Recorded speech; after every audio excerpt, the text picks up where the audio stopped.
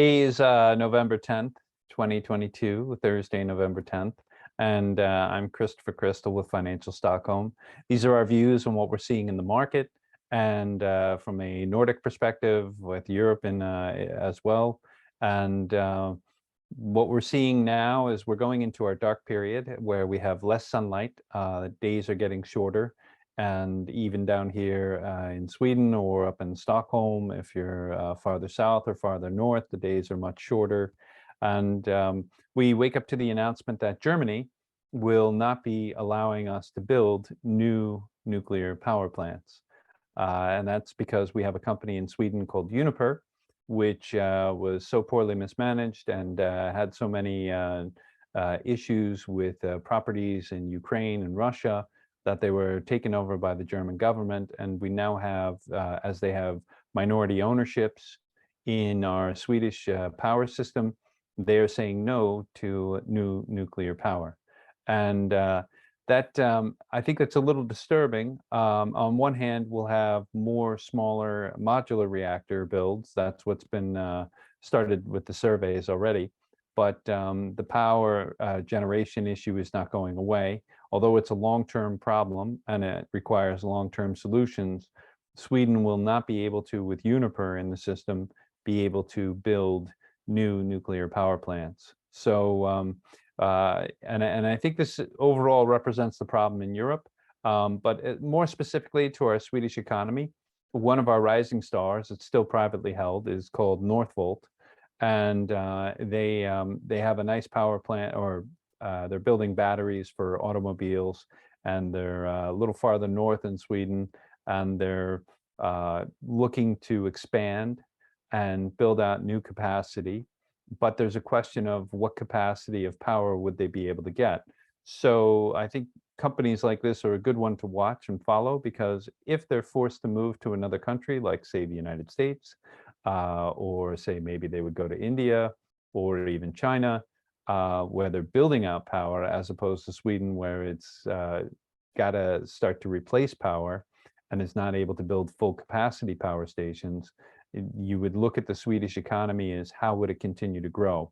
And this is something you see within the rest of Europe as well, because the power generation solution is not really being resolved. Poland is online to be building 2 new power stations that are nuclear powered. They've got the Bltic Pipe coming from Norway. Poland is in a unique position where if the reconstruction of Ukraine would begin, if Poland is able to supply power and Ukraine would not be able to build nuclear power or would opt out of building their own power, Poland would then be in a position where they could supply power to it, as well as any other solutions coming potentially from the rest of Europe, but not likely. Slovakia does have a power station and they are building. So we do see some small amount of power build out within Europe, but specifically for the Swedish economy and the times that we're going through, there is no immediate power resolution. And we also see in Swedish courts that Lundin Oil may be, or the board members may face further court trials for what was done down in the Sudan, when people were shot by employees or representative of employees by Lundin Oil to stop people from stealing from the pipelines. And so that will be an interesting development and kind of goes hand in hand with this. We also see that as we join NATO, we have some serious issues to consider about this membership, although it's a little bit late for that. And this will mean that surveillance laws will change. It will also mean that our interpretation of citizens or who is a Swedish citizen may possibly change, as now that Turkey has named members of 2 different Kurdish parties terrorists that Sweden had given asylum to. You even see journalists falling onto that list. And these people are, by Turkey standards, need to be punished and extradited to Turkey for trial. So Sweden is in the midst of a kind of identity crisis and how it will be handling these things.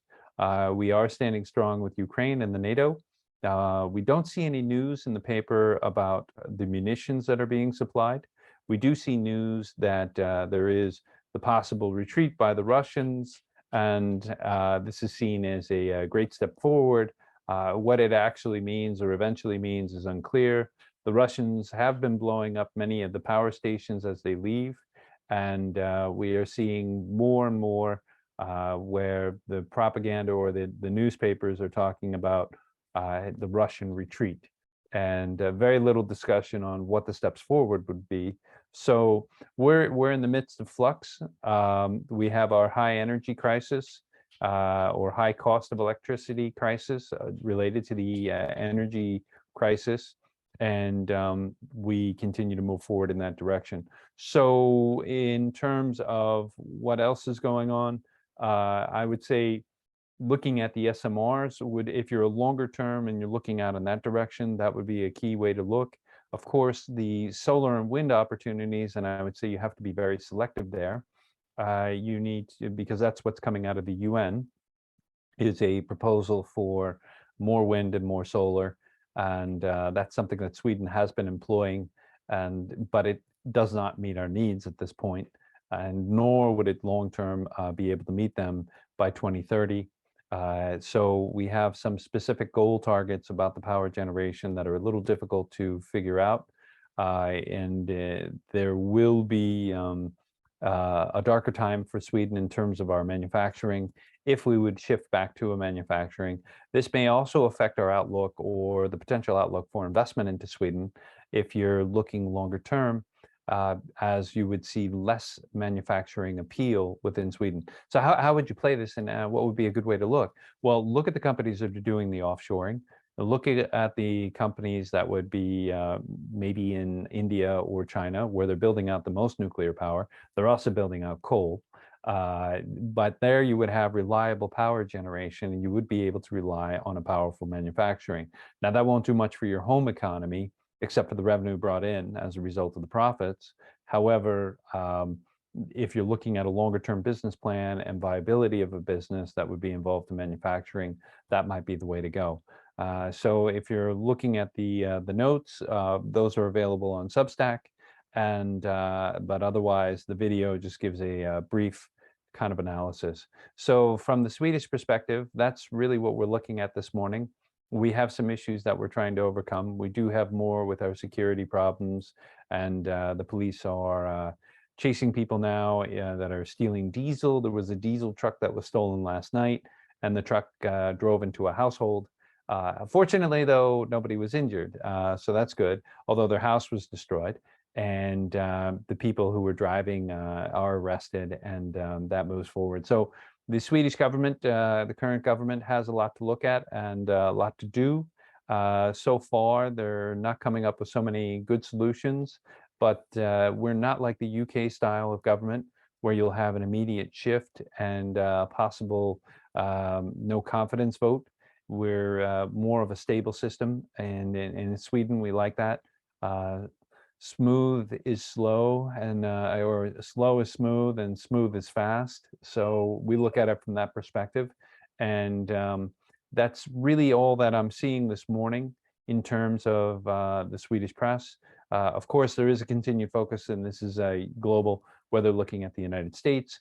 You still will not have a clear outlook on whether the Senate is controlled by the Republicans, or even if the Republicans will be controlling the House. It looks more than likely that the House will be controlled by Republicans, which means a lame duck period for Biden.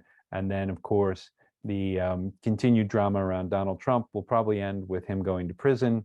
You do have the New York SDNY going after him, and the New York prosecutor, where they're looking at him, and Letitia James campaigned on the promise that she was going to put Trump in jail.